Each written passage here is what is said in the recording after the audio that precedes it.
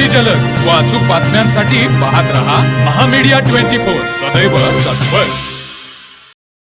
आज हातकणंगले पंचायत समितीच्या सभागृहात आरोग्य व बांधकाम सभापती माननीय सौ सारिकाताई नांदेकर यांच्या अध्यक्षतेखाली तालुक्याची महत्त्वाची आढावा बैठक पार पडली। या बैठकीत कोल्हापूर जिल्हा परिषदेचे सदस्य आतिश शिंगे यांनी आपल्या कार्यकुशलतेचे चुणूक पुन्हा एकदा दाखवून दिली। आतिश शिंगे हे रुकडी जिल्हा परिषद सदस्य म्हणून निवडून आले आहेत, मात्र त्यांनी केवळ स्वतःच्या मतदारसंघापुरते मर्यादित न राहता त्यांनी संपूर्ण तालुक्याच्या प्रलंबित प्रश्नांवर अत्यंत अभ्यासपूर्ण आणि ठामपणे आवाज उठवला। आपल्या आक्रमक शैलीत त्यांनी उपस्थित अधिकारी वर्गाला जनतेच्या प्रश्नांवर निरुत्तर करत योग्य त्या उपाययोजना करण्यास भाग पाडले। असा दूरदृष्टी असलेला पारदर्शक आणि सर्वसमावेशक नेतृत्व लाभल्याचा आम्हाला सार्थ अभिमान आहे, अशी भावना नागरिकांतून व्यक्त होत आहे।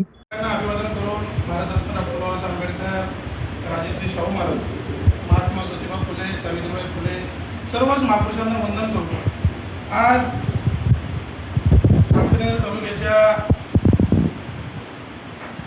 आणि आमच्या बहीण नांदेकर ताई जिल्हा परिषदच्या बांधकाम व आरोग्य समिती सभापती यांनी जो आढावा बैठक पंचायत समितीमध्ये आयोजित केला, त्या प्रसंगी सर्व सन्माननीय जिल्हा परिषद सदस्य, पंचायत समिती सदस्य, THO, DHO, सभापती, कर्तव्यदक्ष विभाग अधिकारी, परत सर्व या ठिकाणी उपस्थित स्टाफ, खरं तर ताई आरोग्याच्या संदर्भात आम्ही म्हणतोय आमचा जेवढा निधी तेवढा आरोग्याला संपवा, रस्त्याला गटर्सला आमची ताकद आहे तेवढे आम्ही, पण त्या पद्धतीनं ज्या पद्धतीनं प्रकाश आंबेडकर साहेब आपल्याला निधी देतात आपण त्या पद्धतीनं त्या तत्परतेनं तळमळीने हातकणंगले तालुक्याचे लेख म्हणून तुम्ही ज्या तत्परतेने बोलताय त्या तत्परतेने मी 3 वर्ष यांना बघितलं नाही। जिथं चांगलं केलं आहे तिथं चांगलं म्हणणार आणि जिथं वाईट केलंय तिथं कुणालाही आम्ही ढिलं सोडणार नाही, कारण ह्याची वस्तुस्थिती त्यांनाही माहीत आहे। त्यांना मी जिल्हा परिषद सदस्य हे माहीत नाही त्यांना आल्यावर, त्याच्यामुळे काय तत्परता असेल हे तुम्हाला समजायचं। थोड्या काढायचे किंवा त्रास द्यायचाच म्हटलं तर फार देता येतोय, अधिकाऱ्याला त्रास देऊन आम्हाला कुठलेही काम करायचं नाही। तर माफक अपेक्षा आहे, माझ्या गावातल्या रुकडी 38,000 लोकसंख्येचं गाव असताना ते आज हे आरोग्य पत्रक आहे। आज त्याचा प्रस्ताव सादर केला बाबा, आज प्रस्ताव सादर केला, त्याला पैसे किती लागतील, पण माझ्यापेक्षा छोटं हेरलं गाव असताना तिथं प्राथमिक आरोग्य केलं, तिथे सोयीसुविधा आहेत असं तुमचं मत आहे। मी त्या ठिकाणी 4 वेळा व्हिजिट केलं, तिथलं अभाव मी सांगू शकतो। मी खोटं बोलत असेल तर माझं नाही, पण मी वस्तुस्थिती फोटो सहित तुम्हाला दाखवतो। किती अधिकारी उपलब्ध असतात, किती नसतात, किती लोक तिथे येतात, किती लोकांचं समाधान होतं। काही माझ्या मतदारसंघातलं सोडून मी रुई मतदारसंघातलं जो सांगतो, कारण मलाही काही नाही, तुम्ही ज्या योजना आणशीला त्या प्रभावीपणे राबवणं हे आमचं काम आहे।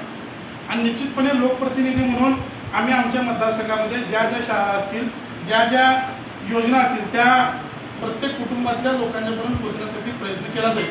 पण आम्ही 3 वर्ष नसताना तुम्ही काय केलं हे सभापतीने जर सांगितलं असता आणि आम्ही करत असताना आमच्याकडून ह्या राहिलेल्या गोष्टी आहेत त्या लोकप्रतिनिधींनी आता कराव्या, अशा तुमच्या सूचना पाहिजे होत्या।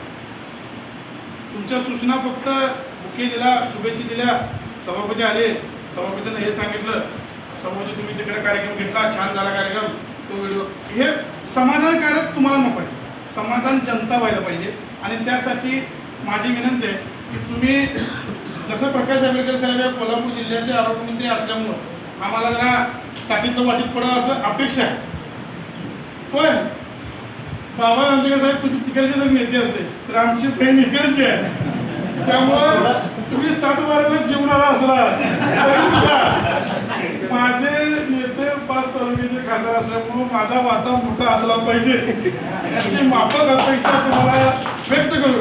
जिल्हा परिषद सदस्य सर्व व पंचायत समिती सदस्य सर्व हे लोकांच्या हितासाठी काम करत असतात। तुमचे 3 वर्ष प्रशासक असताना तुमच्या कुठल्याही ऑफिसमध्ये तुम्हाला त्रास द्यायला आले नाहीत, तुम्ही कुठल्याही ठिकाणी आम्ही जिल्हा परिषद सदस्य म्हणून त्रास देणार नाही ताई, पण आमची एवढीच अपेक्षा आहे की तुमच्या 1 वर्षाच्या कारकिर्दीमध्ये तुमचा जो तालुका असेल बाबा नांदेकर साहेब, तुमच्याकडे जेवढा निधी जाणार आहे दादा, तुमची जबाबदारी आहे की तेवढाच निधी माझ्या मतदारसंघात म्हणण्यापेक्षा माझ्या तालुक्याला यावा।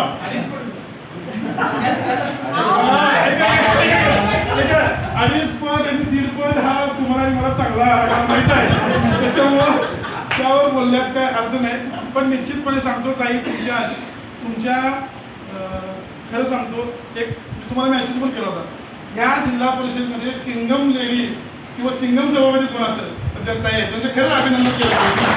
इतक्या प्रभावीपणे, इतक्या व्यवस्थित आपल्या लोकांना आपलंसं वाटावं आणि आपला सभापती असावा असं या जिल्ह्याला पहिल्यांदा कधी वाटलं असेल तर ते ताई तुमच्या माध्यमातून झाले. मला निधी कमी द्या, मी कौतुक केलं म्हणून मला निधी द्यावा, आणि मी तसा पोर बोलणारा माणूस नाही आहे. काम करायचं तर जिथं चालतंय तिथं 100% चालवणारा कार्यकर्ता आहे. खासदार माने साहेबांनी आम्हाला काही अधिकाऱ्याला व्हिडिओ बनवून त्रास द्यायचा नाही म्हणून सांगितलं, चहा सुद्धा प्यायचं नाही सांगितलं, म्हणून छापलं नाही. म्हणजे वस्तुस्थिती खरी आहे की खासदार माने साहेबांचं एक आम्हाला एक फरमान आहे की अधिकाऱ्यांना सोबत घेऊन करा, काम करा. अधिकारी काय करतात काय नाही याच्यापेक्षा अधिकाऱ्यांना जास्त पोहला तर आपला फायदा मतदारसंघासाठी होते, त्याचीच माफक अपेक्षा होती. तुमच्याकडून एकच अपेक्षा आहे, तुम्ही जाता जाताना आभार व्यक्त करण्याच्या अगोदर बाबा नांदेकर साहेब आम्हाला प्रत्येकाला, आम्ही 11 जिल्हा परिषद काँग्रेस, तुम्ही जेवढा काँग्रेस आम्हाला तुम्ही इथं बोलायला शिवसेना, हे काय बरोबर आहे. एवढं बोलायला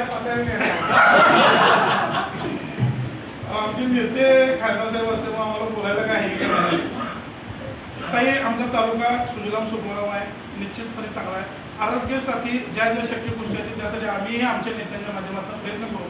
पण सभापती म्हणून तुमची 1 वर्षाची कारकीर्द, पुढच्या 20 वर्षामध्ये सभापती. तर मग चला सबस्क्राईब करायला विसरू नका महामेडिया 24 न्यूज चॅनलला. महामेडिया 24 सदैव तत्पर.